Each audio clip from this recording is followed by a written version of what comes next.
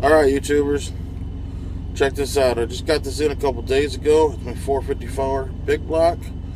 Even though I'm not a Chevy fan, as you can tell, it looks pretty fucking cool. Unlike the regular 454 big block. I'm not going to get too down and dirty into this thing. Top cap, barrel, got an inner barrel that controls airflow. A little bit of a different setup on the pins, if you notice. And the light sucks here, but if you notice these coils here, turn that light on too, just one center positive, then these four holes. Believe me guys, I know I'm shitty at this too. I just figured I'd kind of do this, wanted to see if I enjoyed it or not. It's got that, and it's got a ring that you pinch your negative cable, your negative wire into. And you can go quad, single, dual coil. I'm more of a dual coil guy myself. I did do a quad in here, but I think I needed a more punch in my batteries. These E-Fest ones just ain't quite what I'm needing for that. Wait until I get some VTC 5s. By the way, if anybody's got any VTC 5s they could find, let me know. Man, it's like trying to find hen's teeth. It's crazy. So that's the 454 big block on my Smoke Tech Magneto, which has seen its better days. But I tell you what, for being a little $70, $80 ad or mod, I really can't complain about it. I like the magnetic button. Doesn't ever seem to get hot. If you look in the top, you see that kind of conular shape up there. They claim it kind of gets a swirl going on because if you ever get this drip tip out, oh, I got the stainless steel piece off the top. That's new. But anyway, that sucker's in there. It's in there good. It's one thing you gotta worry about, the freaking drip tip coming out. Ugh. But this drip tip, if you can see it, has a hole drilled through it, flat on the bottom. I'm sure most of you have already seen that. I mean, if I get some questions and I want to do a full breakdown, I'll actually break out the big lights, but I call myself vaping in the red for a reason. So I got my red lights on in my Peterbilt because I got nothing better to do tonight. And I'll be amazed if anybody sees this video anyways. So, the only complaint I have found with it, I mean, the thing's smooth, sits really nice on all the addies, hits like a train. Didn't really do a whole lot with the quad coil build because it just seemed like it was just too much. It just took too long to heat up. And I know I needed probably more bump in a battery. Real beautiful, beautiful, beautiful thing here. I can't complain. And yes, I know I'm in the dark, but maybe someday I'll get an actual camera set up in my house. I drive truck over the road, so when I get time I sit down and do stupid stuff like this. But I love the way it hits. The only problem I have is that this top cap, it comes off nice, which is a double-edged sword, because it's nice when you want to put juice in. I just grab it, you know, if I got one hand, I just grab it with my teeth, drip some juice in, and then pop it back on. And you're thinking, well, hell, that's pretty decent. And it is. Except for the fact that how easily this thing falls off all the time. You're driving, you reach for it, you bump it, next thing you know, the fucking thing's on the other side of the truck.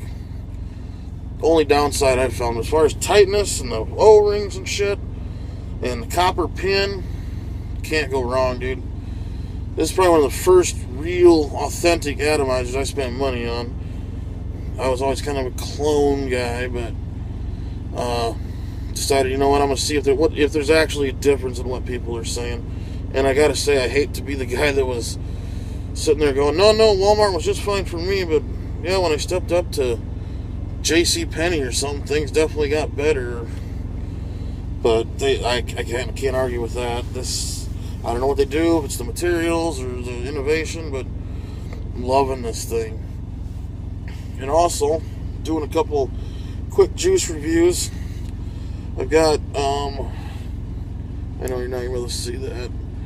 I know it's kind of shitty me why I'm doing a video when it's dark like this, so I'll just do this. This is Mr. E Liquid's root beer barrels. And if you ever enjoyed root beer barrels as a kid, or even as an adult, let me tell you, this shit, it's just like putting a root beer barrel in your mouth. Other than that noise of it clacking around on your teeth while you're trying to not bite down on it, but yet trying to get as much off it as you can. But as far as flavoring, it literally, it like puts a coat in your mouth. That I know that sounds bad, but it does it. That strong root beer flavor hits your fucking throat and your mouth. And this is only 3 milligram nicotine, 33% VG. But they will put almost as much VG in as you want if you tell them when you order. Guys have been really good to me out there. Customer service, second to none. Like Rip Tripper says, if I call somewhere and they answer the phone, that's amazing. So I called out there, had a question, answered the phone. Guy said, yep, we can do that. He goes, if you want more VG, we'll go ahead and add it. Not a problem. Real good guys out there, Mr. E Liquid. But let me give you a little vape here, and I got one other thing I want to show you, and get the hell out of your hair, because I know you're tired of looking at this fat bearded dude with sunglasses on at night. But I'll give this a toot. Let's see what you think of the vapor. I'm actually pretty impressed with it. I can't complain.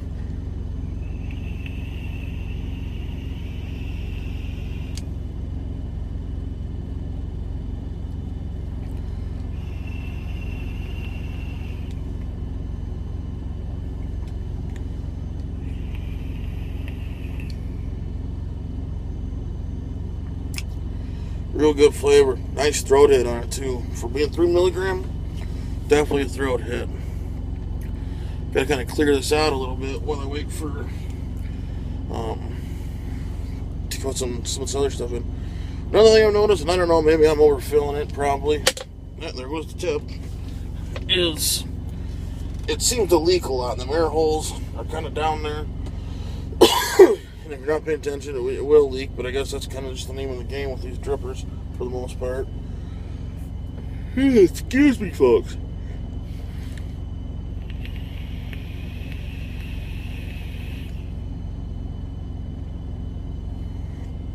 God, I really just totally love this stuff. Now I'm finding out recently that I've crossed the void into being diabetic. Yay for me!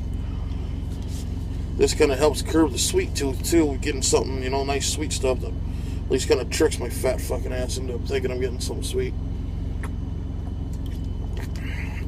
And yes, I'm from north of the Mason-Dixon line, so unsweet tea. Next thing, real quick, have you guys tried this Mount Vapor out of Bellingham, Washington? Price is pretty much unbeatable. They give flavor shots, cost you a little extra. They'll mix the shit straight VG, straight PG, just about anywhere in between. And I want to try green apple, because I'm not huge on green apple. And I hear a lot of people talk about it. So I'm like, alright. I just had a buddy move out from Washington, and he just talked about all the, how good the green apple flavor was out there. So I wanted to find a flavor that could maybe bring him, get a little piece of home back there for him. Oh shit, I'm hitting this in quad coil holes, but hey, what the fuck? More airflow, more gooder. But this stuff is not the Jolly Rancher type of green apple. It is an actual tart, like a Granny Smith apple tart flavor. And first got it, was not exactly what I was looking for. And then let it steep a little bit. And they do recommend at the site to let it steep for maximum flavor. But now, God, I'm loving this. I got more ordered. Extra flavor shots. Give her a toot.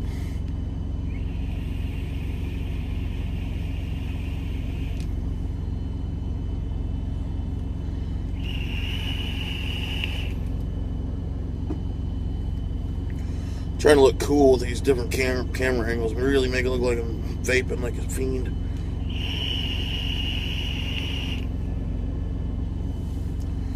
So, if you guys see this video, awesome. Give me reviews. I'm sure I'll get some shit, but if anybody liked it, like it, maybe I'll make some more. Thanks.